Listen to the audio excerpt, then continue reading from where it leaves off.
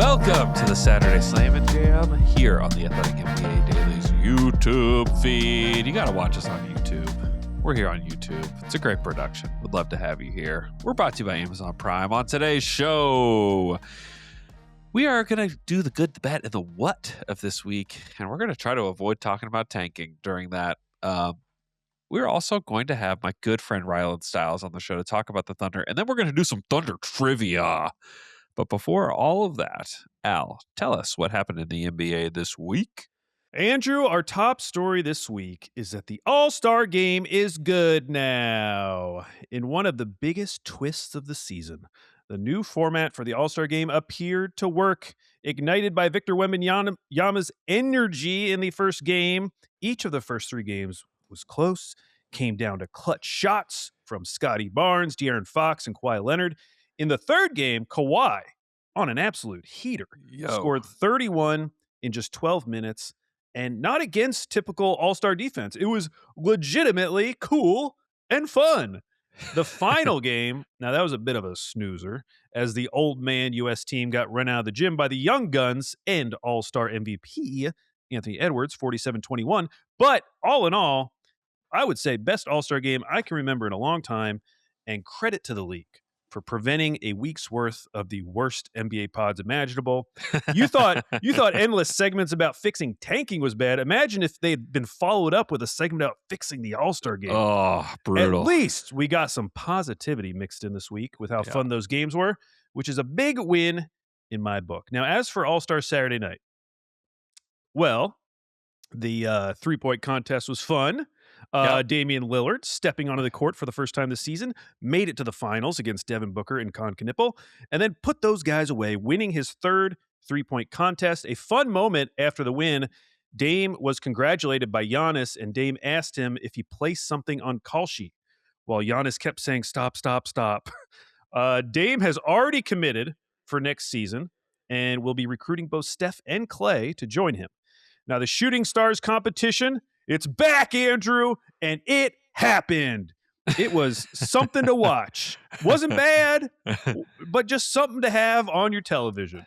The Knicks team, featuring Jalen Brunson, Cat, Allen Houston, and Rick Brunson as official passer, they won. And then we had the dunk contest, featuring some guys who did some dunks.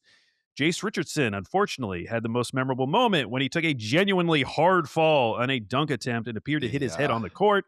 Miami Heat second-year player Kashad Johnson won the contest and did seem very happy to be there and be dunking, awesome. Which was endearing. That. It was very endearing.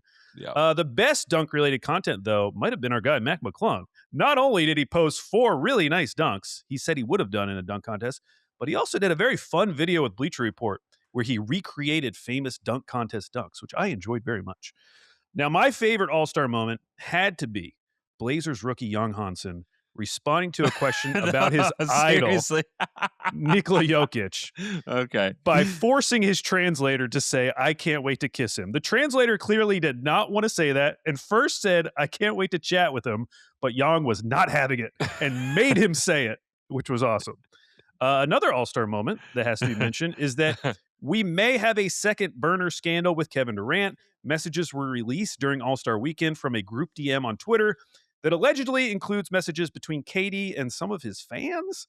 The messages attributed to KD include several disparaging comments about KD's former and current teammates, including Jabari Smith Jr. and Alperen Şengün.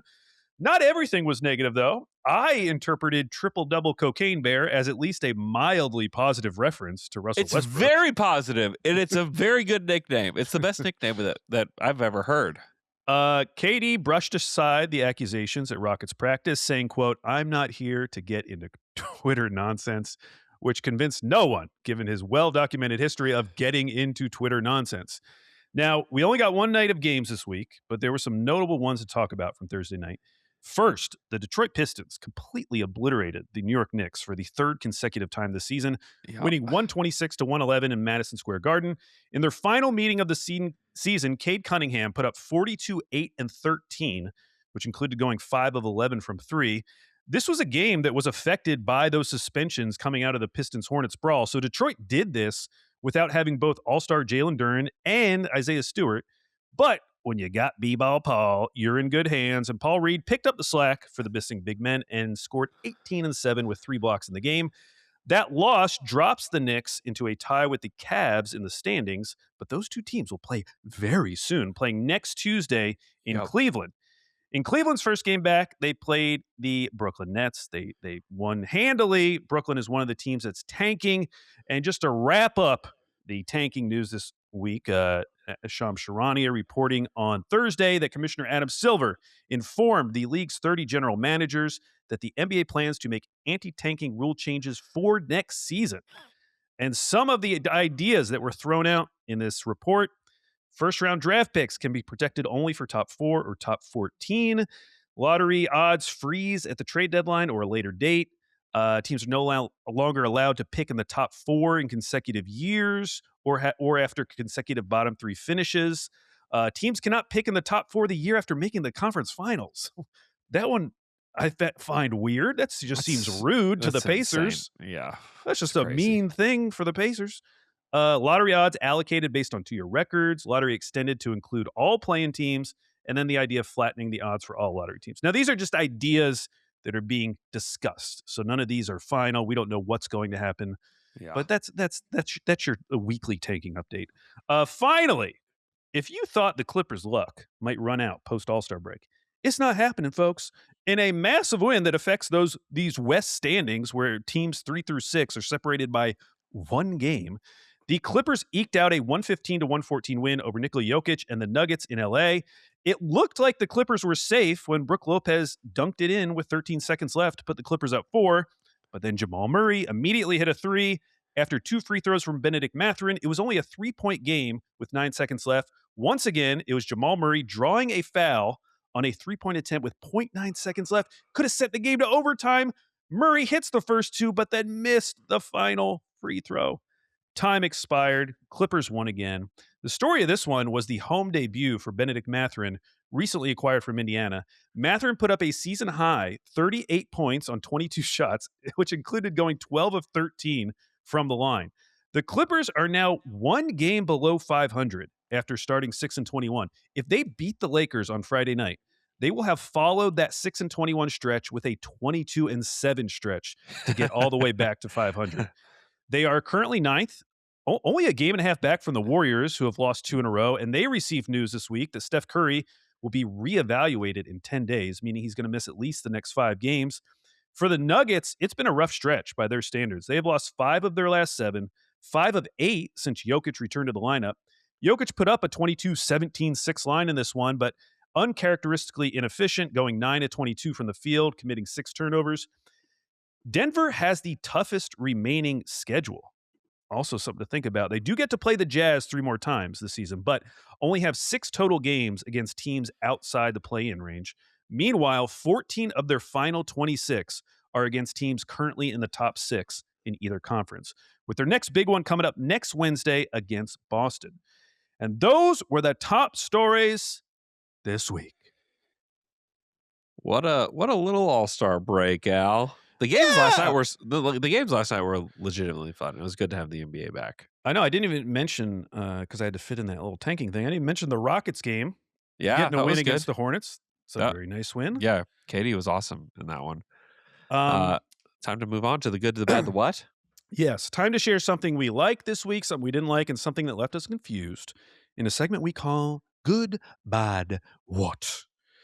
Now, Andrew, what is your good this week? I'm going to try to get through this whole podcast with literally not being able to breathe out of my nose. So bear with me, people. Okay. So outside of all the tanking stuff, which if you want some tanking conversations, you can literally listen to any other podcast that has NBA or basketball in the title. My good is we still have a lot to learn the rest of this NBA season. Now, we have injuries to teams like OKC and Denver, but there should be a lot of interest around what in the world is going to happen with the NBA title this year. Who's making it out of the East? If OKC and Denver don't get fully healthy, who makes it out of the West? I understand that if we had a healthy, dominant team like the Warriors or like the Shaq and Kobe Lakers or a team like that, there should be no interest in the rest of this NBA season. But the Thunder having all the injuries that they have, the Nuggets not only not being healthy, but their defense has just fallen off a cliff. I think they're 24th in defense. The Knicks are all over the place. The Cavs have James Harden on their team now. I don't know. All that might sound a little bit bad, but I will say this stretch run is kind of setting up to be really fun, where I think we're going to learn a lot about these teams down the stretch as teams get healthy, as we see teams like the Cavaliers learn their new team. We get to learn about the Celtics down the stretch. Like, do we get Jason Tatum back or not? I just think there are so many good storylines to discuss down the stretch rather than focusing on tanking and all of that. Because one, this is generational draft. Teams should tank.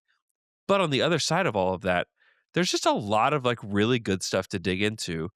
And I'm just excited to watch the rest of this season and the good teams that are actually trying to win, because I genuinely don't know what's going to happen the rest of the way. I feel like a lot of times you can look at an NBA season at the end of February and say, you know what? I think we have a pretty good idea of who's going to make it out of both conferences. I really don't know who's making it out of either conference. And if you are confidently talking about that, I'd like to talk to you, because I really don't understand who is going to come out of either conference, which I think is a very good thing for the NBA. And so my good is just looking forward to this stretch run for NBA teams and just kind of learning who are the true contenders that are going to be revealed as we get closer to the playoffs. Yeah, and I think the tanking is going to add this element where some teams are going to go on some crazy post All-Star break runs, where they will lose 4 games the rest of the season. That wouldn't shock me if a team has a crazy run like that, because you look at some of the strength of schedule numbers, and some of the teams at the bottom are not teams you would think. Usually you would not think that there'd be West teams at the bottom. You're okay, there's probably a lot of East teams down there at the bottom. There's some good West teams that could potentially move up the standings significantly, which I'm going to talk about a little later. My good this week is one of those teams you might have big questions about heading into the playoffs. Can they win it all? It's the Detroit Pistons, because I was watching them destroy the Knicks again on Thursday. I was thinking about how many impressive wins they've had this season.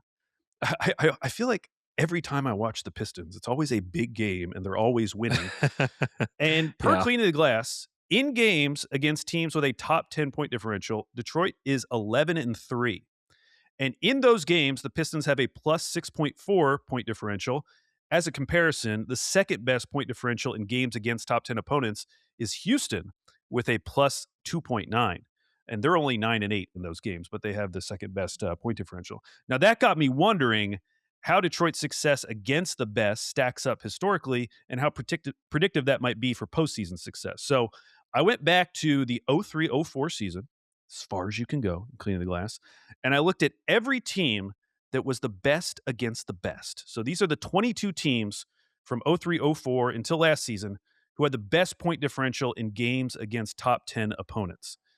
Of those 22 teams, 10 made the finals and 5 won it all, which, that's a decent percentage, but probably not all that thrilling for Pistons fans. Yeah. But looking over that list of 22 teams, a lot of these teams had point differentials that were significantly worse than this year's Detroit team. So instead, I looked for teams that had a better point differential than Detroit in games against top 10 opponents. Since the 03-04 season, there have only been 9 teams with a better point differential against top 10 opponents than this season's Detroit team. And of those 9, 7 made the finals and 5 were NBA champions. Wow. Again, Detroit's point differential in these games is plus 6.4. The teams that were better than that, from lower to higher point differential: 09 Lakers, champs; 08 Celtics, champs; 22 Celtics, made the finals; 25 Thunder, champs; 15 Warriors, champs; 25 Celtics, and 06 Pistons. Those are the only 2 teams on the list that didn't at least make the finals. 2017 Warriors, champs, and then unsurprisingly, the 73-win 2016 Warriors, who went 21-2 against top 10 opponents and had a plus 9.5 point differential in just those games, made the finals. So I'd say that's much more encouraging for Pistons fans, but this story isn't over, of course. Looking at the current top 10 teams on Cleaning the Glass, the Pistons still have 10 games remaining against those opponents. And admittedly, the Pistons' awesome point differential has gotten a huge boost from playing the Knicks this season. Yeah. The final scores of those games have been 121-90 118-80 and 126-111. So if the Pistons truly are one of the best teams in recent memory against the toughest opponents, they are about to prove it to us because their upcoming schedule is packed.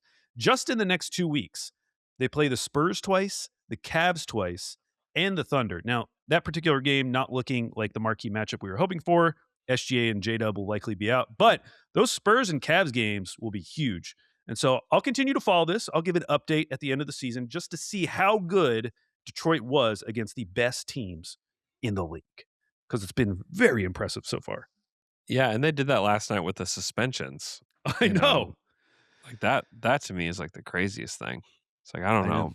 I did not expect that. The pressure was on the Knicks last night, and they folded. That was really rough. I know. They brought it back. I think they got it within 2. It was like 62-60. And then it was like Duncan Robinson time, and then it was over. Yeah. That was brutal. Andrew, what's your bad this week? This kind of got me thinking. Last night, Jaden Ivey got DNP CD'd for the first time in his career. Yeah. Billy Donovan was not coaching the team last night. It was Wes Unseld Jr. He was away. His dad passed away, and so he wasn't with the team. Prayers up for Billy and his family. But Jaden Ivey didn't play, and he had just like some interesting quotes. And like, I really want to encourage you to go listen to Jaden, because it doesn't quite read the way that he was like trying to convey it. I think he was like trying to convey more of like a spiritual message to people rather than like I'm just not the same person anymore. Yeah. However, it was notable that he just didn't play, and I know that there's like a logjam of guards, and I totally get that, but like that's troubling for a guy who is looking for a new contract. Like that's pretty troubling for a guy like Jaden Ivey, and it just got me thinking about that class, like the 22 class, and just how differently we think about it today than we did. I actually listened back to our draft awards with Matt Penny in in 22. Yeah, shout out to Matt Penny. If you're somehow listening, just text me, man. I miss getting to pod with you. I just miss you in general. You can text him. Why do you got to wait for a text from him? You know what? You're right. I'm texting him right after we're done. But anyways, that class had a lot of hype behind it. And you're looking at it now. Paolo has had such a strange season. Jabari is a good role player. He's a good player, but he's under fire from Kevin Durant, allegedly. And like you have guys like Jaden Ivey, who, man, Jaden Ivey was maybe the player we talked about the most after that draft.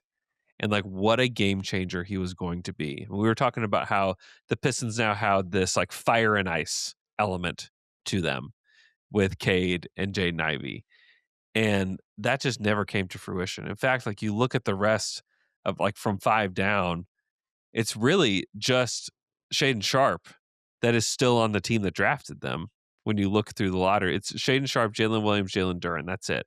Those are the only 3 after that are still on the same team. Some of those guys aren't even in the NBA anymore. And some of those guys are like fighting for their NBA lives. Like Sohan got cut and is like trying to make it with the Knicks. Johnny Davis, long gone. Ousmane Dieng is like going to have to like really prove some stuff. He's played well for the Bucks, but like he's got to prove some stuff in order to stay in the NBA. This class has just not shaped up to be what we thought it would be. It was supposed to be like this game-changing draft class, and you look at it, and it's fitting that I'm talking about this during Thunder Week, because like the best players from that draft so far are Chet and J-Dub, and J-Dub probably at the top of that. I know he's had a lot of injuries this season, but he's still probably the guy. And then you've got good role players in this draft, but as far as like top end talent, it has been a strange year for a lot of those guys, and it just got me thinking after watching that interview with Jaden Ivey last night. Credit to our friend Joel Lorenzi for asking him questions and posting those videos. It's definitely worth watching. But just this class, I think, is just shown to not be what we thought it would be, and so that's my bad. Especially now that we're like looking at restricted free agency for some of these guys. I don't really know what's going to happen with some of these players. Yeah, I'll always remember that draft as the draft where like Memphis really got high on their own supply. And Yeah. they drafted so many guys. They drafted Kennedy Chandler, Jake LaRavia, David Roddy, Yeah. Vince Williams Jr., Kenny Lofton. Like that was and Vince Williams Jr. is the only one that's still on the team. But that just felt like They a very traded him to Utah. yeah. Yeah. Oh, they did. Yeah. Oh yeah, I forgot. Mhm. Yeah, that draft for the Grizzlies feels like a real turning point for them because Yeah. they had all these picks. They had this idea in their head that we're going to shed some of these vets. We're going to, bring up the back of this roster with all these young guys. We're so good at drafting. Like a couple of these guys are going to hit. And it didn't happen. And that was not the main reason things went the way they did in Memphis, Right. but it certainly didn't help. No, it didn't help. They they traded D'Anthony Melton for that Roddy pick, and we that it was really funny because at the end of that at the end of that pod, we were giving out like draft winners. I gave mine to the Pistons. A lot of it was for getting Jaden Ivey. Like I Yeah. thought that they kind of won the draft with the way that they handled everything, and clearly getting Duren was a great thing, but it hasn't worked out with Jaden Ivey. You said you gave it to the Sixers for trading their pick for D'Anthony Melton. They were like the draft night winners. Okay. Okay. Was I wrong? You know what? Looking back, you were the most right out of all of us. I think Matt Penny picked the Spurs as draft night winners for getting Sohan and whoever else they got in that draft. Also wrong. So I think looking back, D'Anthony Melton, I'm looking it up. He did play 77 games that next year. Which yeah, actually I didn't remember him doing that, but you he were did. the That's most right. something. You were the most right because the Spurs drafted 3 guys that are not on their team anymore, and Malachi Branham, Blake Wesley, and Jeremy Sohan. So Do you know D'Anthony Melton's nickname on Basketball Reference? no, Mr. Do Something. Mister, do something. I've never heard that in my life. That is That's a fun very one. interesting nickname. If you know why that's his nickname, please let us know. Speaking of the Sixers, I may have given him that award on draft night 4 years ago. But my bad this week is the Philadelphia 76ers and their inability to do anything of note at the deadline to boost this team's depth at a time when they desperately need it. Going into the deadline, they knew PG was going to be out a while. They knew it was always a strong possibility that Embiid might miss some more games this season. And yet, the primary aim at that deadline appeared to be ducking the tax, which they have now done in 4 consecutive seasons. Yeah. And the issue is that this team does not appear to have the depth to handle any sort of extended absence from PG and Embiid. When PG and Embiid have been off the court this season, the Sixers have a -4 net rating. If you just have one of those guys on the court, it's been a +3. If you have both of them on the court, +7. Instead of adding any rotation players, Daryl Morey, quote, sold high on Jared McCain, but he didn't use any part of that return to upgrade the existing team, which going into the deadline, the Sixers were 29-21. They were 5th in the East for that day right before the deadline. Since then, they've gone 1-4, a couple of blowout losses to the Blazers and Knicks. They lost again on Thursday to the Hawks, one of the 4 teams in their rearview mirror that could potentially make their life difficult over this next month. They're only a half game up on the Magic, game and a half up on the Heat, and who knows what Charlotte could do. They're only 4.5 back.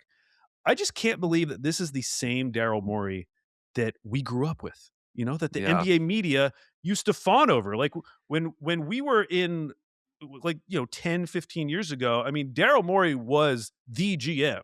Yeah. He was the GM that everyone talked about. He was the man who initially built his career on making the smart moves that no one else saw, building roster depth out of nothing. And now he is rightly referred to by Sixers fans as Daryl Snorri. I just don't get it. He is. He's asleep at the wheel, Andrew. I get it. Like Embiid, yeah, he's out right now, but he's having a resurgent season.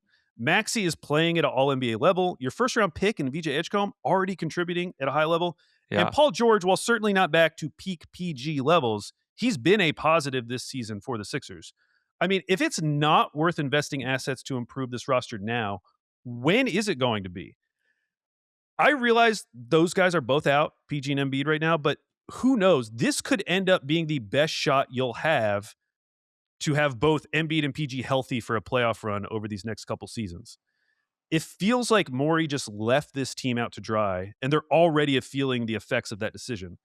So that's my bad. They need to bring back the real Daryl Morey, the Daryl Morey I grew up with, because this man is an imposter, Andrew.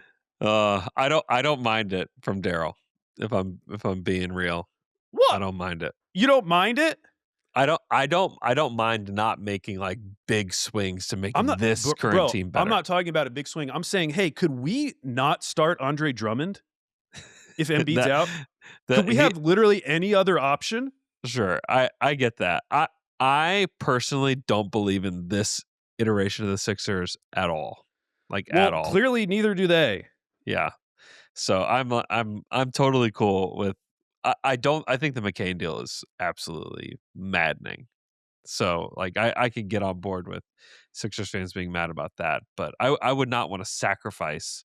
I would want to make that pick, and I know that he said that he wants to trade it, but I'd want to make that pick. I wouldn't want to continue to try to add to the team now. I want to add to whatever this VJ Max team is. That's what I would want.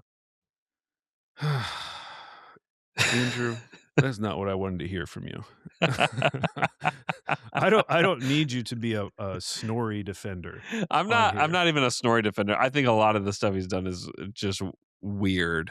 Just straight up weird. But yeah, I don't know. I don't quite know where they're going. And I don't know that they do either, to be clear. Did you think that part of the reason you don't believe in this team is just that you look at the roster and you're like, well, they have zero depth. So if they can't handle one injury. No, it's mostly the Paul George and Embiid. I just don't think that either one of those guys. You think those guys can be healthy for 2 playoff rounds, let alone 4? No way. I'll say maybe on PG and no, probably not on Embiid. Yeah, no way. Okay, now we're moving on to our what, and this week it's a combined what. A combined what? Our first combined what? Andrew and I are combining our forces to select candidates to make this year's post-All-Star break leap team. Every year, there are players who at the end of the season, you look back at their splits on Basketball Reference, there's a dramatic difference in their stats pre versus post-All-Star break. Sometimes that leap that occurs post-All-Star break actually means something, and it's a preview of what's about to happen with that player. So, for instance, last year, we got one of the best all-time examples we've ever had. Denny Avdia. Pre-All-Star break, Denny was 15-6-3, 59% true shooting, minus 5.2 net rating. Post-All-Star break, 23-10-5, 64% true shooting, plus 5.8. The All-Star that we saw this season was born post-All-Star break last year. Another obvious one last year, Josh Giddey. Pre-All-Star for the Bulls, 12-7-6, 54% true shooting, minus 6.5 net rating.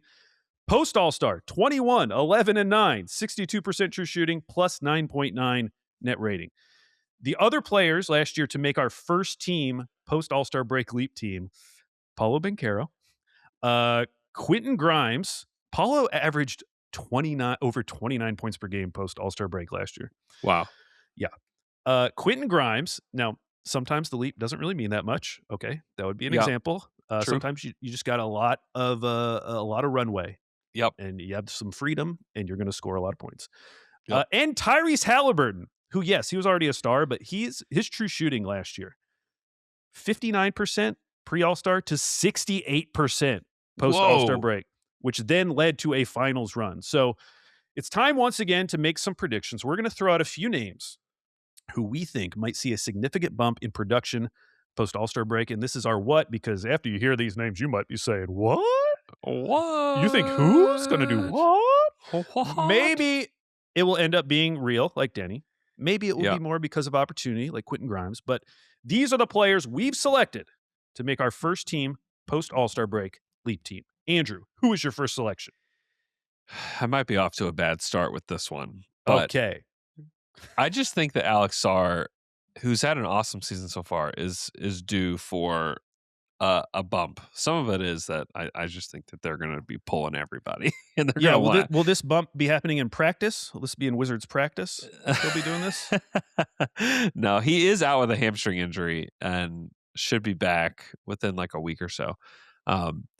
But I just think he's had like a really under the radar season. And I think that he is a guy that is taking a decent number of threes. He can score around the hoop. His rebounding has been a lot better. His passing has been better. I just think he's a developing player. And I think that this is around the time where guys like him can really up their production because teams are not going to be competing that hard against the Wizards. And I just think that he's somebody who I do think has made an actual like meaningful leap in his time this season with the Wizards. But I just believe in his game, his ability to, make threes, create around the basket a little bit, rebound. I think that he's been awesome for them. And I just think that Alex Sarr will start to get a little bit more buzz as we head into next season. And if Anthony Davis, this is like a giant if Anthony Davis can be healthy, reasonably healthy, like Alex Sarr is kind of an interesting guy to pair with him. And Yeah, I think that super that's cool something pairing. that I think that we could talk about a lot this summer and then heading into next season is like, what do the Wizards actually look like? And I think that part of their jump could be that like Alex Sarr's a good player. I think he's legitimately a good player. All like the rim protection numbers, I'm a little leery of because there's just no perimeter defenders whatsoever on this team.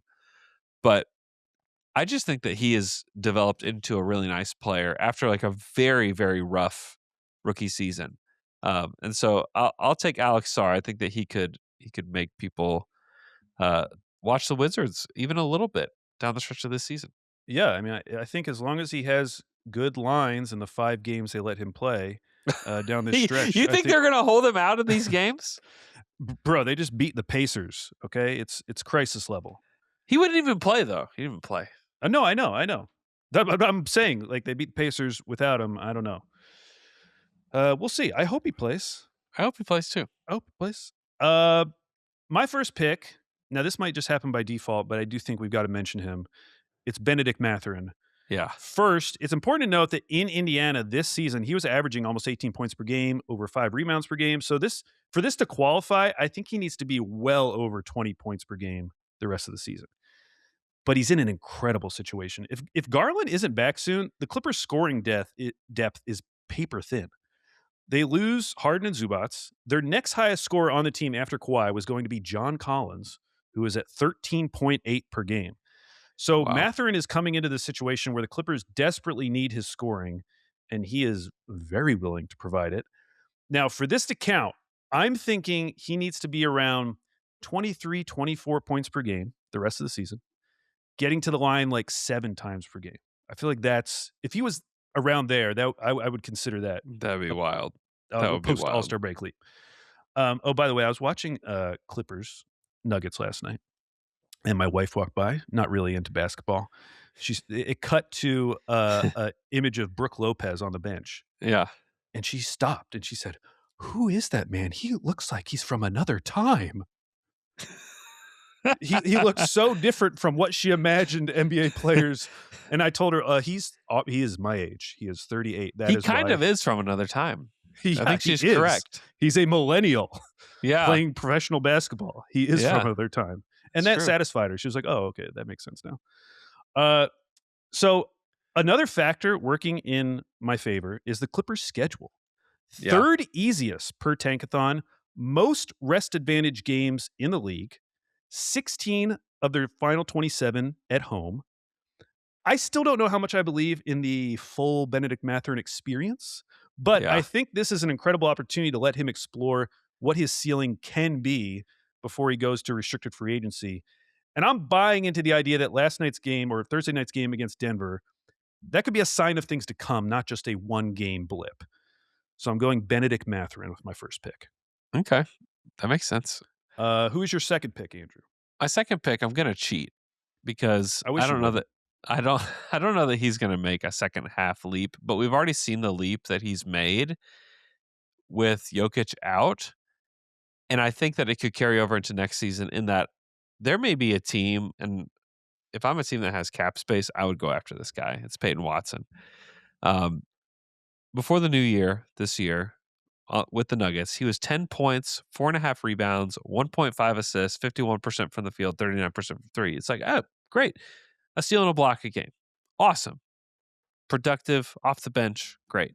In his 19 games after the new year, 21, 5, and 3 with 1.1 steals, 1.5 blocks, shooting 43% from 3, 5 free throw attempts per game.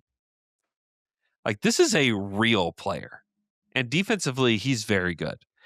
And I think that if a team is looking for a wing, if you're the Wizards, if you're the Brooklyn Nets, if you're just somebody looking for the Bulls, if you are looking for a wing that can play, that can score, and it's not just spot up shots, that's the thing that really evolved with him is that, and I got to see it in I think it was the last preseason game before the season started. Peyton Watson was like lighting up the Thunder, and I got to sit courtside to watch that one.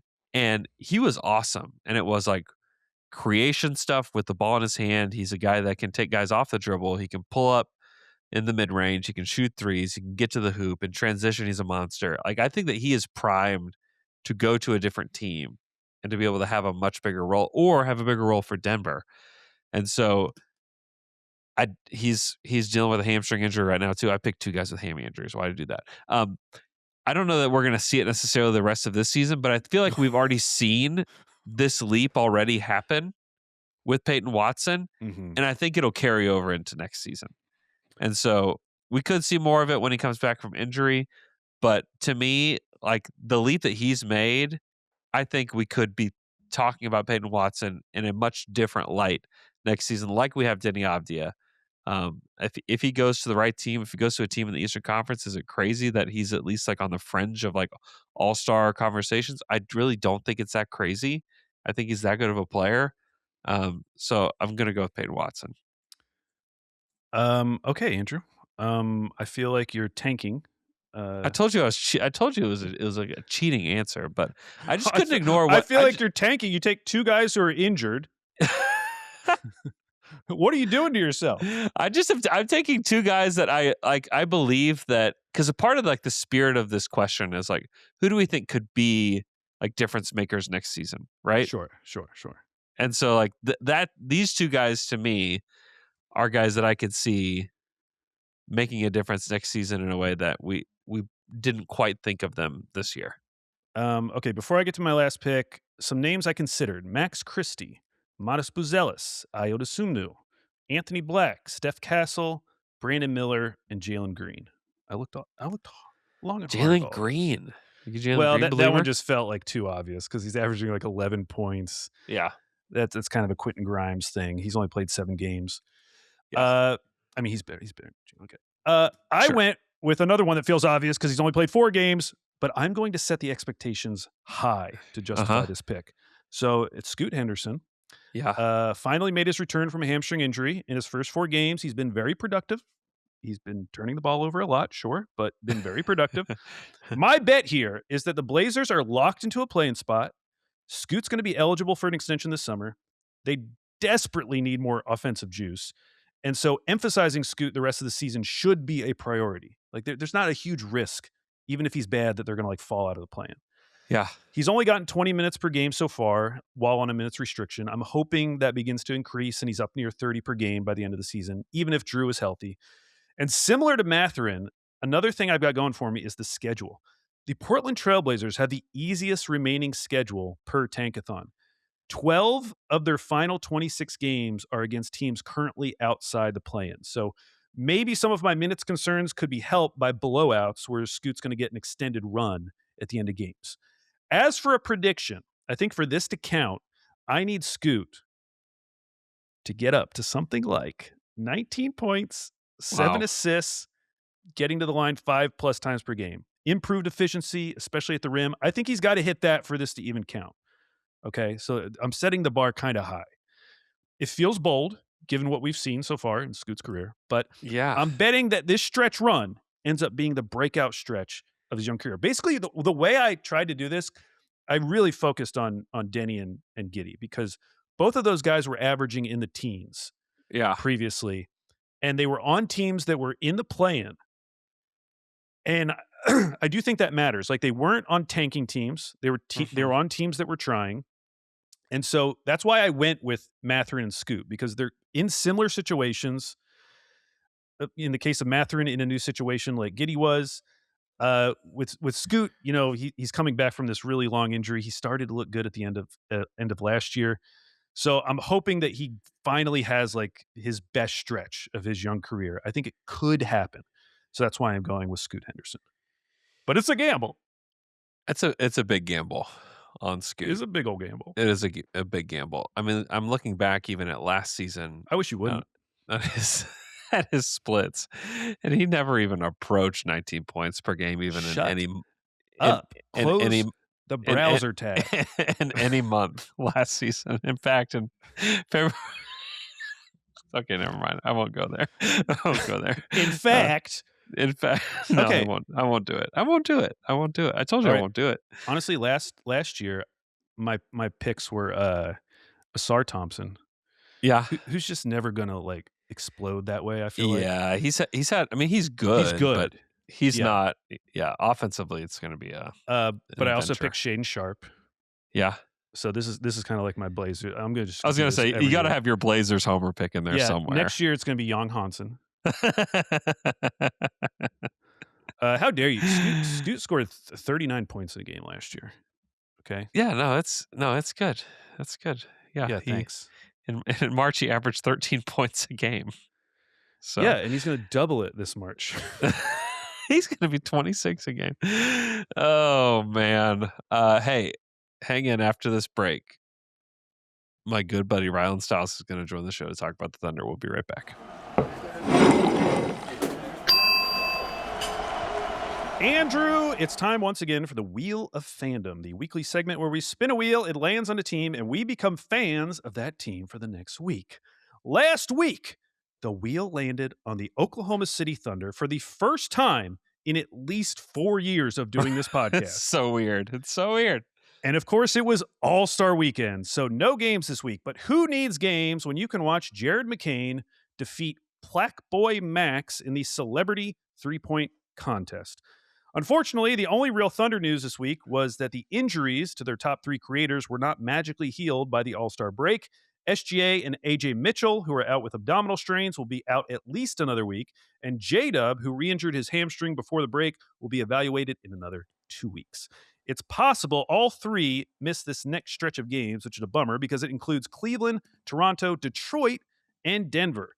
The Thunder are 42-14, first in the West, but only 2.5 games up on the Spurs. Per Cleaning the Glass, the Thunder have the fourth-ranked offense and first-ranked defense. Andrew, if the Thunder were somehow our favorite team, who would be our guest?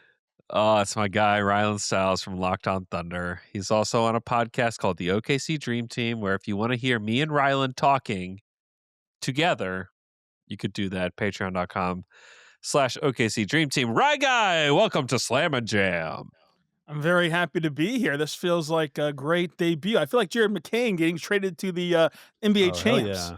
There you go. We need you to do a release a vlog after this about coming on Slam and Jam for the first time. It's not as exciting as getting on a private jet, but it was a fun voyage over here to get on the show. Listen, we're over here on Riverside. It's great. Okay, Rylan, with no Shea, J-Dub, AJ in the lineup, the Thunder's creation is limited. And suddenly, Jared McCain looks like one of the best offensive options on the team. What have you thought about McCain's early minutes with the Thunder so far?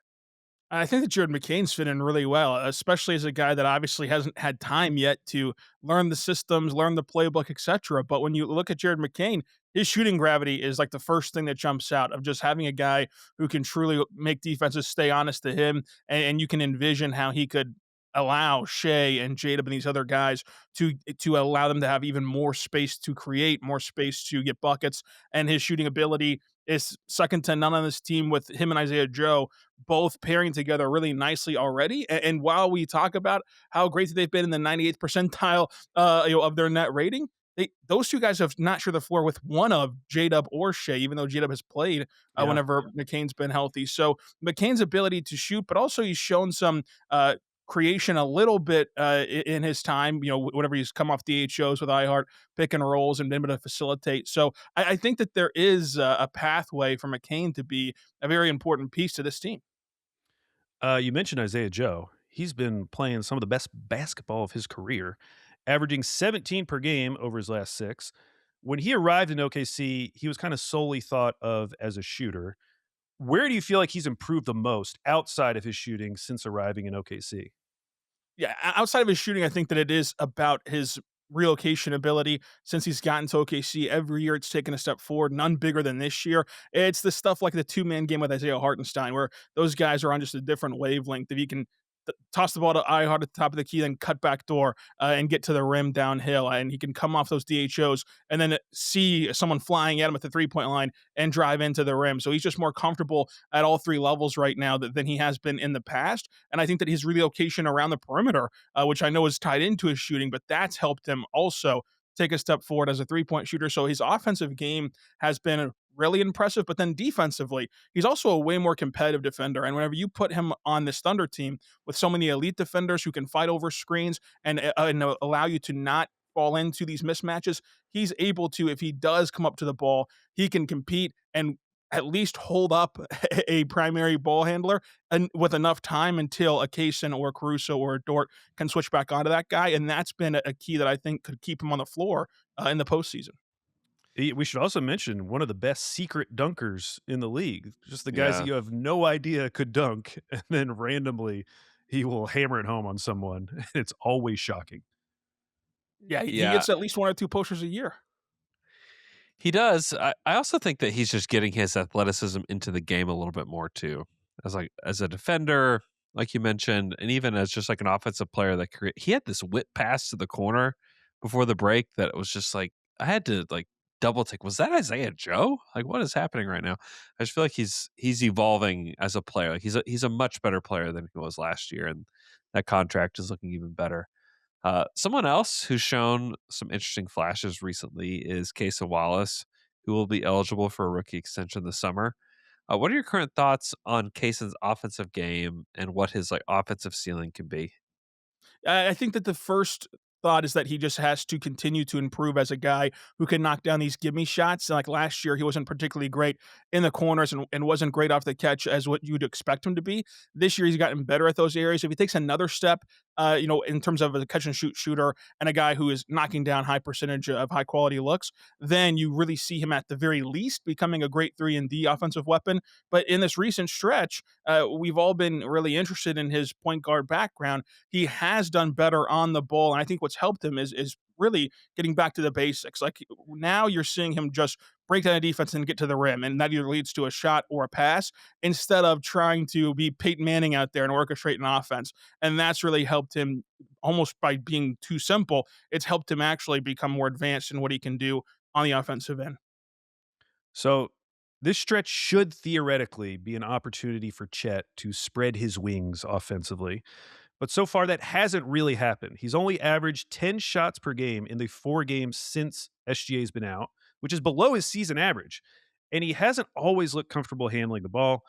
What do you think the next step is for Chet offensively to get him more involved? I mean, obviously, he can stretch the floor. He's a great finisher around the rim when everyone's healthy. But why can't we get more out of Chet? I think that Chet, he's talking about spreading his wings. He's like the duck in those oil commercials. He's got oil all over him, and you're waiting for Dawn. So you're waiting for the Dawn soap to come and wash him up and let him spread his wings and let him soar. And the off seasons when Dawn's going to come available to soap him up and lather him up. This year, I think that we all go into every game right now thinking, okay, look who's all out. This is going to be the time that Chet shoots, 13, 14, 15 shots. He's just not capable of that right now. He's not capable of creating his own offense off the dribble. He's not capable of creating space for himself and creating a shot for himself. And he's never going to be this season. But you can see him in the future if he can tighten up that handle and he can get more comfortable shooting over smaller defenders, with more consistency. Then you could allow him to grow into the offensive player that you want him to be, where in situations like this, he could have a more advanced role. But right now, I think that his offense is so predicated upon being a play finisher, of being set up. And that's what led to him averaging 18 points per game earlier this year on great efficiency. Was Shea and these other guys and AJ Mitchell, they could just dump the ball into him at the low block off of a drive, that they could toss him the ball at the elbow and he just turns around and hits a mid-range jumper. And right now, whenever guys can't put him in those positions, his offense is really limited to a few of those chances off of bad creators, but also putbacks and non-flashy plays to where it just feels like he's not doing enough offensively, but he's just limited right now in his offensive game. So you're saying Cheddar Bob just needs to get lathered up. Lathered up this and Dawn, summer. yeah. And we should have a commercial. We should have a commercial where we pour oil on him and then clean him off next year whenever he's going to be a shot creator. I'll run that by him. I'll see how. And you have connections. You can media day. Just say, hey, here's some Dawn soap. I'll explain it later. Just rub this on yourself a little bit. All right, but yeah, before you come over to my station, we're just gonna cover you in oil. Okay, is that okay? Yeah, I'm really curious because I think the thing that Chet kind of lacks, four guys that are similar to him, like throughout history, like he's the power forward on this team. Like he's a bigger power forward. You think of guys like Dirk and KG and those guys, but they had like go-to offensive moves that like if they just need to get a bucket, they do this. And Chet doesn't really have that yet. And to me, that's the thing that I think he will start to figure out. I don't know if it starts the rest of the season or if it is in the offseason like you're talking about, but I do think that that's something that as he evolves into the player that he's going to be, I think he'll get there. Some of it is too that a lot of his downtime has been spent like rehabbing and not necessarily like working on like who he is as a player. And so I think hopefully he can get through this season healthy, get to the summer healthy, and then like be ready to actually work on his game rather than even last off season, a lot of it was spent working on his body still because his body was not 100% in the playoffs. And so if he can have time to actually work on his game and not just work on like rehabbing his body, which has literally been his entire NBA career, maybe he can actually figure that out. Right, guy, let's imagine a world in which OKC gets healthy for the playoffs. In what ways do you think OKC could potentially be better in this year's playoffs compared to last year? I think in the half court, they can be a lot better. And then in the non-Shea minutes, it can be a lot better offensively just because of the addition of Jared McCain. And I think that Isaiah Joe's a different player than he was last postseason. And we'll have to test that theory, right? We don't know that for sure, but just looking at the ways that he can relocate around the perimeter, that he can come off of screens and knock those shots down, there's just way more avenues now to be able to field a really good half-court offense where if you're going to put a lineup out there, if you're Mark and you can have J-Dub next to McCain and Joe with Chet there, what do you do at that point if you're a defense? Because if you're going to have J-Dub attacking downhill, you can't leave Joe and McCain. And so that holds guys away from those drives and opens things up for J-Dub even more. And then Chet's been a much better player offensively whenever he shared the floor with Shea or J-Dub because he's cutting now more than ever. He's rolling to the rim now more than ever. And he's keeping himself available at the dunker spot now. In the past, Chet would just kind of hang out with the three-point line. But now he's more comfortable just standing his ground at the low block, even when J-Dub and Shea are driving to the rim. And so it allows to, if someone steps up, they have an avenue to kind of dump it off to them, to Chet Holmgren down there at the low block. So at that point, it really spreads the defense thin, even in the high intense playoff half court environments where defenses are more engaged. So I think that can be a situation that you find even with Shea, where now you have AJ Mitchell and Jalen Williams, where Shea last year had to create a lot of his own offense on the ball. This year, you can have AJ bring the ball up and get it to Shea at the elbow where he's already in position. He's already in the spot he wants to score in. And all he's got to do is make the shot. And he's so comfortable hitting contested shots that you feel really good about that process and about that offense. So I think that that's going to be the biggest way, if they are healthy, that they've improved compared to last season. Well, Rylan, thank you for answering all of our Thunder-related questions, but it's now time to play Andrew versus the Beat. Now, how this works, Rylan, is I've come up with 8 questions about the Oklahoma City Thunder. Some are easy, some are hard. You're going to give me a number between 1 and 8. It'll correspond to a question. If you get it right, you'll get at least 2 points. And if you get it wrong, Andrew will have a chance to steal for 1, and we'll go back and forth till all the questions have been asked and answered. And for the first time ever, this is Beat versus Beat, folks, okay? 2 beat writers for the same team going head-to-head. Are you guys as excited as I sound? I think I'm more nervous than excited. I mean, this is nervous. Usually the guest has home court advantage. I mean, we're playing in Vegas right now. I mean, that's right. It's crazy. It's the NBA Cup. I know it is a little unfair. I should have thrown in some Elvis trivia questions. Oh yeah, I would have crushed him. I'm thinking about yeah, that's true. Gotten killed. Okay, so Ryan, to start us off, Just need a number between 1 and 8. I'm going to go with 7, Darius Bazley's first number in OKC. Okay. Okay. Okay. Question number 7. SGA has unsurprisingly taken the most shots for OKC in the clutch. Chet has taken the second most. Who has taken the third most clutch shots for OKC this season? So shot attempts in the clutch. Wow. Third most behind SGA and Chet. I'm going to go with AJ Mitchell. That is incorrect. Oh, Andrew. He is fourth. Yeah, I was gonna say that was actually gonna be my answer too, even though he hasn't played a lot.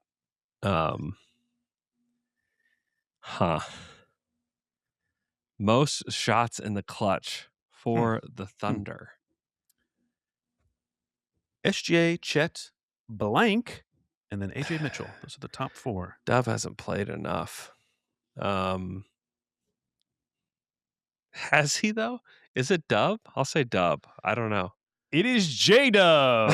Oh, I overthought it. I didn't think he played enough. I didn't think that when he did play, got well, many I'm clutch trying to think, opportunities. because you think about the Thunder and who they would even go to. It's like Isaiah Joe probably doesn't play enough clutch minutes.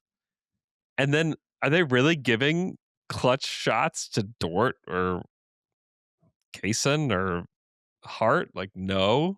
Well, what was that game right before the break? I mean, Dub might have had them all in that one game. Yeah, the Lakers game there, they just the closed Lakers it out in the game. fourth quarter. Yeah. Did he take That all of them in that game. one? Let's take out the Lakers game and see who would have been right. Yeah. Okay, Andrew, the board is yours. Number 1. Question number 1. With all the talk about tanking this month, let's take a look back at one of the more infamous tanking games in OKC history, the Daniel Oturu game. Yeah. It was May 16th, 2021, and the 47-24 Los Angeles Clippers were trying to avoid a first-round matchup with defending champion Lakers. Their final game of the season was against the Oklahoma City Thunder, who were in the midst of a 2-26 run to end the season, but needed to lose one more game to guarantee better odds than the Cleveland Cavaliers. It was a tank battle for the ages, with Los Angeles giving Daniel Oturu 37 minutes and letting him shoot 21 times, of which he made 5. The game would end in a Clippers loss, a loss that would propel them to the franchise's only conference finals appearance. For this question, we are going to name every Thunder player who played at least 1 minute in the Daniel Oturu game. Starting with Andrew, we'll go back and forth, naming names until one of you stumbles. Wow. I was at this game. I'm guessing both of you were at this game. Were you at this game, Rye Guy? I was not at this game. Oh. I was at a much sadder place. I didn't want to bring the pod down, but I was at a hospice facility in Tulsa. Oh, yeah. Okay. Sorry, Rye Guy. Sorry to bring that up. Yeah. Okay. Is it me? Yeah, it's you. It's you. You go first. Poku. Alexei Pokushevsky. That is correct. Oh, that's correct. Let's go with Melvin Frazier? Melvin Frazier. Did he play? Rylan, no. No. He was not that Rylan. version of Bad the Rylan. No. I mean, can I go? Can I cook for a second? Yeah. Josh Hall had like the game of his life in this one. Yes, he did. That's my guy too.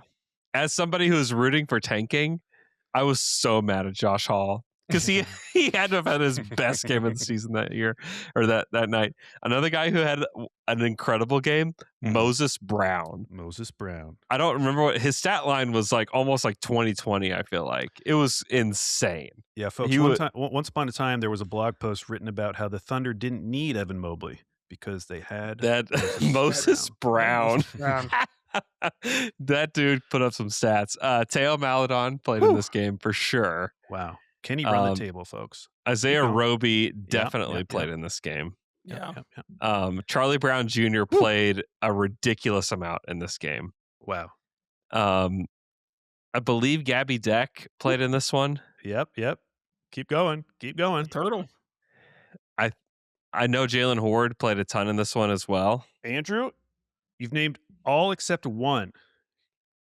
Can you get the final name? Ooh. I don't know that I have the final name. I would say it's a kind of important name in recent Thunder history. Ty Jerome? It was Tony Bradley. Bradley. Oh, that's funny. Yeah. Okay, wow. Very impressive, Andrew. Congratulations. You got 2 points for that. Rylan, board is yours. Let's go with 4. Question number 4. All right. Isaiah Hartenstein recorded his first career triple-double this season. There are 7 other NBA players who got their first triple-double this season. Can you name 2? You get 1 point per correct answer. So there's 7 possible names. First career triple-double this season. And you just have to name 2, and you get 1 point per correct answer. So go with your strongest guess first. Yeah, I don't know if I have any strong guess, but I'll go with my guess that could let's see. Across the entire NBA, who's had a triple-double this season? Spanning the league. Coop hasn't had one yet, I don't think. He's had a great season though. I agree. That's not the question. It's not the question, but I agree. My Mavs haven't had a triple-double this year, I don't think. Let's see. Have my Sixers had one? You have a lot of teams. Yeah, I do. I have a lot of teams. My guy Jalen Green hasn't had one. Process of elimination. Jalen Green. It's my guy. I love Jalen Green. I love him. Good little ball game last night, by the way. I think this probably is not right at all, actually. I'm going to admit on the front end that I'm going to be down 0-3, and it's going to be like LeBron and, the Warriors here. I'm just going to throw it out there to not make this podcast 40 minutes while I think of every NBA player I've ever known. This is going to be a bad guess. It's going to be an all-time bad guess, actually. Okay. Actually, I'm pivoting. My goal is no longer to win. My goal is to no longer win. I'm tanking. You're tanking. What I want to do is I want to lose in the most embarrassing fashion ever. Don't do this. Don't do this. To make this the most memorable podcast ever. I want to be fined. I want to be fined by your bosses for tanking. Wow. So you're just doing it for the content. You're like Plaque Boy Max out here. Yeah, I'm like a streamer. I'm a streamer. I'm a zany guy. Plaque Boy Max out here. I'm a stream guy. Let's just go with. This is such a bad guess, but I can't stop thinking about him, and now it's making me think that because I can't stop thinking about him, I'm right. Tyrese Maxey. Tyrese Maxey is incorrect. I don't know if he's had a triple-double, but he did not have his first one this year, if he has had one. Andrew. Derek Queen. See, I thought when you said Cooper, you might continue going down that road of rookies. He's had 2. Can you think of any other names, Andrew? I know that Trendon Watford had one this year. Is that your guess? Oh, yeah. That's my guess. Because you kind of said it like, I know he had one, but I wonder if he's had a ton I wonder if triple-doubles. Trendon Watford's had a triple. He did play for some of those Nets teams where he had the ball. He did. That was his first. Okay. So you did get that. The other names, Jalen Suggs, Dyson Daniels, Nick Claxton, who's had 2, Jaylen Brown, first career triple-double. That's his first one. And Steph Castle. Yeah, I was going to say Castle was my other guess. Okay, Andrew, you've got a commanding 5-0 lead, and the board is yours. Number 2. Question number 2. Shai Gilgeous-Alexander is currently making 10.9 field goals per game, the highest in the league. That is the 4th time in his career he's made double-digit field goals per game. He's averaged that. Before SGA, how many times in Thunder history had a player averaged at least 10 field goals per game? Now you get to choose who answers first. You can make Rylan answer first and then you go higher or lower, or you can answer first and then Rylan go higher or lower. So this is the number of individual seasons other than Shea where a Thunder player has averaged at least 10 field goals made per game. 10 field goals made. Okay. I mean, they had Russell Westbrook and Kevin Durant. So I would guess there's a decent amount. 10 is a lot, though. 10 is a lot made. Goodness. I will say a number. I'm trying to think of what number I would like to say, though. Okay, so Andrew will be saying a number. He is now thinking of numbers. Currently thinking of numbers. Struggling to come up with numbers. And none of this does not include anything from the Seattle, the SGA era. The SGA era. Well, I mean, it could be someone other than SGA. It's just other than SGA. Yeah. Okay. I think it's. I'll say 2. 2. Andrew's gone with the number 2. Rylan, would you like to go higher or lower than 2? So the number 2 does or does not include Shea? Does not. Well, does right? not, because Shea's done it 4 so times. I'm just okay. So then we'd have to say. So if I said fewer, right, that'd be 1 or 0. Okay. Yeah. Yeah. Now, my question is, has both KD and Russ done And to be it? clear, if you said higher, be all those numbers above 2. You'd get all of those. In my head, it's the Russ and KD MVP seasons. And it's like, did Paul George do it? The question is basically, did Paul George do it? Did Paisley do it? That would be the question. Yeah. Did Paisley do it? Is a good question as well. One more technicality question, because I found to enjoy my time with you guys. Yeah.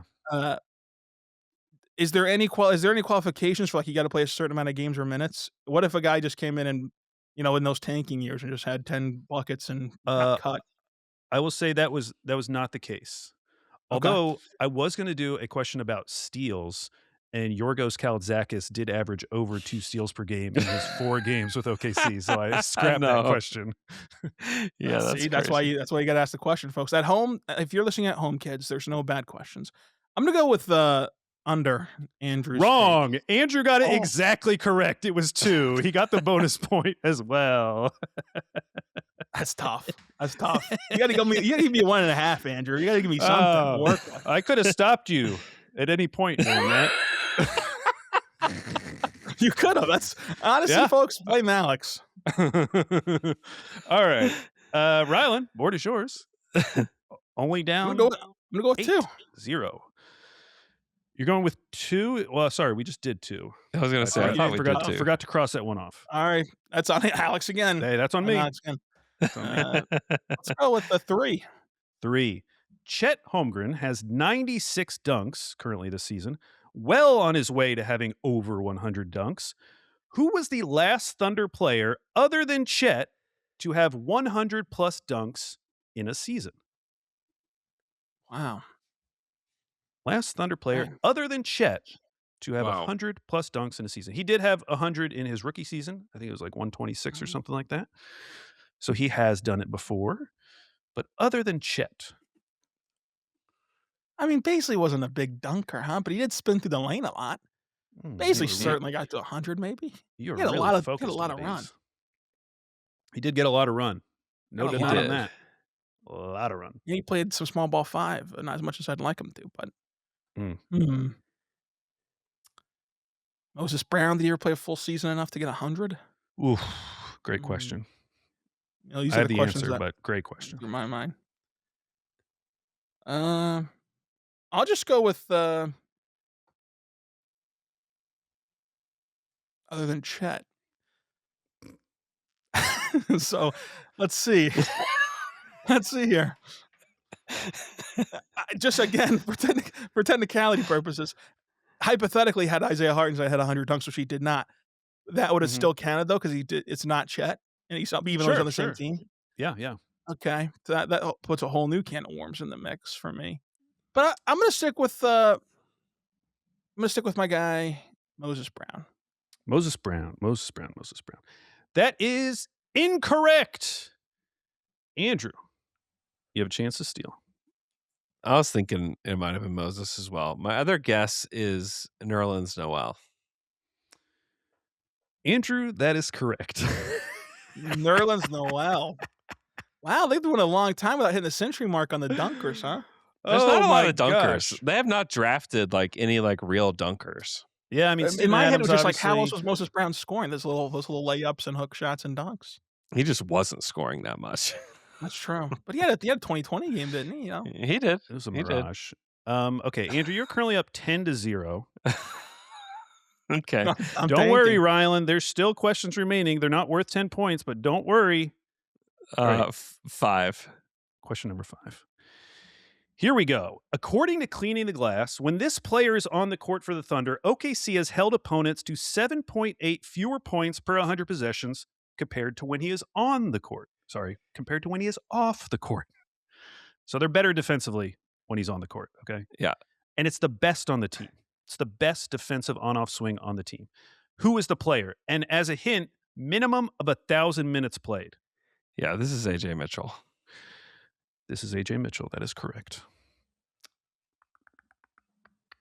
Another 2 points. We got to investigate this. Another 2. Oh, you know what? I gave you too many points for the last one. So you actually have 11 points right now. I'll go ahead and leave that extra mark in there just in case you get more points. But just know that Andrew has 11 points right now. Okay, Rylan, 2 questions remain. 6 or 8? 6. Question number 6. Who is the only team that is undefeated against OKC this season? So they had to have played them, and they're undefeated. Right. Well, they got revenge on the Spurs, so that takes them out. Mm-hmm. Mm-hmm. Mm-hmm. Mm-hmm. They've played the Hornets a lot. Getting back to the preseason, they've gotten revenge on them. Yeah, I was actually trying to do a question because they've lost to the Spurs 4 times. I was like, when was the last time they lost to a team 4 times? Did that ever happen in these previous seasons? And you do have to go all the way back to the tanking, which made it not as interesting. But yeah, Spurs got their number right now. Yeah, they got their number. Just like Andy's got my number here. Numbers. Andy's got your number right now. But my pick's top 4 protected, so we're sitting our guys. Sitting our brain cells. And the benefit of this tanking will be you'll get to answer first the next time you're on, which is also what you got to do this time. But next time it's a generational draft class. This time it was for Zachary Richechet. Yeah. The questions I have prepared for next time, they're the only team. The only team that the Thunder have not beat that has beaten them. It's a tricky one. It is a team that's beaten them multiple times this season. Well, it's just a team that's played them, beaten them, hasn't lost to them yet. And that makes me go east because it's like maybe you haven't played them again yet. Right. But I'm trying to think of who all they. But it also could be West. We can't rule out the West. James K. Polk got us the West. Let's never forget that. Great president. That's true. True. Also a great movie, How the West Was Won. Who have the Thunder not won in the West? I'm going to go. Okay. I try to think of all the teams the Thunder have lost to, which, folks, they've lost quite a bit. Rylan, I just saw your screen get brighter on your face. What are you looking at? As my text messages, I had to text my boss. About my sister having a baby. Congratulations to me. Oh, thanks for congratulations. asking. Oh, you're going to be an uncle today. Uncle, right. She had. No. So, preparation plans. She's going to have a baby on a Thursday, which is my night to host Locked On NBA Game Night. And I was like, hey, listen, I might be out of pocket here. Yeah. But I could record it from the delivery room. You never know. Okay. Let me think here. Are you first-time uncle? First timer, yeah. Wow, congrats. Let's go. And I'm the youngest child, so I've never even held a baby before. I don't know what to do with myself, Oh, wow. Wow. A lot of pressure. They've lost to the Hornets. They've lost to the Spurs. They've lost. Yeah, I believe we covered that. They've lost to they've lost to the Suns, but they've beaten the Suns. They've lost to the Rockets, but they've beaten the Rockets. Oh, wait a second. They did beat the Bucks whenever Giannis last game, so they lost to the Bucks last time. This is really tough. I wish we could hit pause. Are we cutting this out at all? Like, how does Nope. it? How does the sausage No. made? We might Oh slow my it down. gosh! We might. Yeah, this might get slowed down. No. It's a new thing. See, we've been that's trying. also unfair. I didn't know that. I thought we were cutting all this out. Okay, I'm just gonna throw out a wild guess. I don't even know if they've lost to them this year. Now Okay. I'm frazzled. I'm frazzled. This is the hot seat here. Oh, it's clear that you're frazzled. This is the hot seat here, and it's like I don't know what to do with myself. I don't know if it's my hands. Have they lost to? I'm trying to think. I mean, I remember some bad crash outs, for example. It's like from fans that we all have to deal with, right? And they have not. But now I'm questioning myself about the Hornets of like, were those all preseason games? Because they played them twice in the preseason and they had not yet played them in the regular season, but they have. They played them in like December. They've beaten Minnesota. Okay. Any guesses, Rylan? Would you like to throw out? I'm going to go with. Oh man, have they played and lost to? And as a reminder, Rylan is currently down 11-0. Yes, that's true. That's true. Which I'm running out of time to get on the board here. Yeah. Let's go with. I like how you use "let's go with" as a stall tactic because it makes me. It's very anticipatory. I'm like, oh, he's about to say something, and then you just go silent. You keep the audience waiting and wondering and anticipating. Gosh, this is tough. I respect anyone who's ever beaten Andrew now way more than I previously did, which I already respected them a lot, but now I respect them even more. You get here and your brain just kind of goes to mush. At least mine does. I'm from Lawton, though, folks. I don't know if you've heard. Oh my God, Oklahoma is 50th in education. Don't hate on your hometown of Lawton. Don't do this. Mount Scott, it's beautiful. Yeah, you got Mount Scott, beautiful mountain, wonderful mountain. Wayne's Drive-In. What else is out in Lawton? McMahon Auditorium. Let's go with final answer here for a point. They have not been able to beat the. I'm trying to think of a team now. I'm trying to think of a team. They've not been able to beat the Toronto Raptors because they haven't played them yet. Okay. After the first time they lost, they haven't played them yet. They've been in Toronto. Okay, correct. That's the correct. Answer. Let's go. Yeah. Rylan got 2 points. Whew. Yes, they played the Raptors once. They are playing them this week, but they've only played them once. They lost to them. Yep. All right, Andrew. Final question. That happened on Down to Dunk Night, by the way. Oh, yeah, they did. And in the snow apocalypse, too. Yeah, it did. Yep. Per Cleaning the Glass, the Thunder are shooting 35.6% from the corners this season, which ranks 24th in the league. Oof. The last time their corner three-point shooting was this bad, was even bottom half of the league, was the 21-22 season. Who took the most corner threes for the 21-22 Thunder? Oh, my. 21-22 Thunder. 21-22 Thunder. Most attempts from the corners.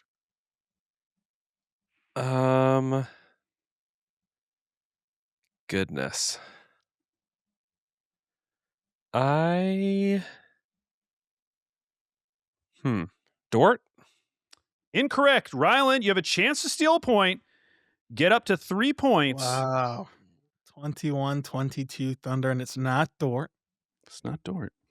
Isn't that interesting? Play in? No. This was before the Chet draft. This was okay. I'm getting there. Let's go with final answer because I had to do it at some point on this show. Darius Baisley. What a beautiful way to end the podcast. Yes, it was Darius Baisley, wow. Your guy. There we go. Let's go. Final I'm score, back, baby. I'm 11-3. Not back. I would not say back, but yes, on it's the building. Yes, momentum. We're building momentum for next time, you know? Yes. Even when you're tanking, you got to give the fans something. That's Gotta give 'em right. some hope. Moses Brown 2020 game was right. That was this answer right here. There we go. This There we question. go. Thank you, Rylan, for playing Andrew versus the Beat. Go listen to the Locked On Thunder pod. Also, if you want to, subscribe to the OKC Dream Team podcast, patreon.com/OKC Dream Team. If you want to listen to Rylan and I on a weekly basis, we have a weekly show. We have a draft pod that Rylan does, and we also have post-game shows for every single Thunder game. It's called Thunder After Dark. Go check it out. Rylan, thanks for coming on. Thanks for having me. This was a lot of fun. All right, Andrew, that was Thunder Week, but it is now time once again to spin the wheel of fandom, decide who is going to be our favorite team for the next week, the team that we will follow and discuss on next week's podcast. So let's spin the wheel, see who we get. This week's Wheel of Fandom team will be